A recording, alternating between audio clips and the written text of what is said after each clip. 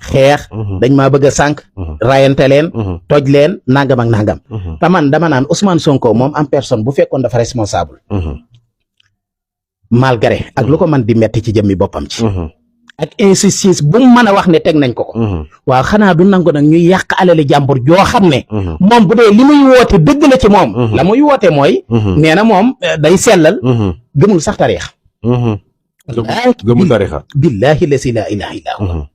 maanaam mais moom nee na murit la ba pare wallaahi am na sëriñ boo xamante ne mu ngi représenté moom mooy sëriñam loolu lépp manipulation la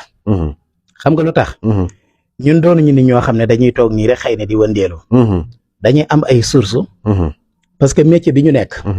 paramètre nañ ñu am ay source am na aussi beneen seetlu bu ci nit ñi def ci par rapport ak loolu am na ku ma gis benn post mu def ko ci Facebook bi ne Ousmane Sonko bu fekkee dëgg taalibe murit la est-ce que mës nañ ko gis mu dem ziar ci xabru sëriñ yi est-ce que mës nañ ko gis mu dem ziar ci xabru yi xam nga loolu maa ngi gis démb mi ngi koy jéem a weddi démb maa ngi ko gis mu dugg barabu Sëñ Tuubaa démb maa ngi ko gis mu dem sol njaxasu Baay Faal démb maa ngi ko gis mu dem ca Baay Faal ya waaye ko xam moom la muy dund moom nga méngale ko ak li muy def nii boo xamee dara ree daf lay jàpp lu nit mën a wax wallaahi ak fii ma toog nii seen taalibe dong lañu seen njaboot lañu lépp lu ngeen xalaat ma wax ko ci kanamu seede bu ngeen ñu woowe wala ngeen yónnee ci ñun lu ngeen ñi ne yëkkati nañu yëkkati lu ngeen ñi ne teg leen nañu teg donc di feddaliwaat kóllëre moom waaw jërëjëf ñaan yàlla nag mu yokk leen wér-gu-yaram bu baax a baax ndax réew mi soxla na leen de Mbàkke. waaw këru diine yi ñu ngi doxal suñuy digganteeg ñoom ci kaw jafe-jafe yu bari nag wax moom bu jotee rek dañuy wax dëgg li mooy nit ñi dañoo dem ci këru diine yu bari wax fa lu leen neex waa ji terroriste la waa ji salafiste la waa ji diine tarixa yi lay bañ waa ji lii waa ji laa def ko sax ci jàngu bi fu ne ñu dem fa wax mu am nag ci kilifa diine ñu jàpp loolu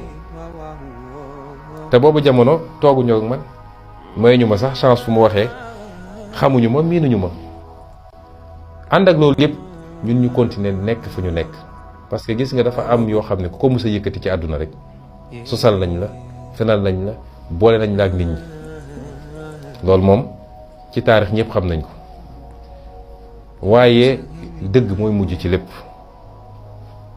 ñu continuer dox li ñuy dox ba jamono ji am nañ jafe-jafe yu bari ndax defe naa ki gën a am jafe-jafe léeg-léeg pour toog ak yenn kilifa diine yi man mii la ci Ousmane Sonko léeg-léeg sax mu war a seeti kilifa diine dañuy organiser pour saboter pour rek ma bañ a gisee kilifa diine gi façon organisation bu ne te dara du kenn nag ku dul nguur gi ak ñi ñuy fay ñu nekk ci biir këru diine yenn saay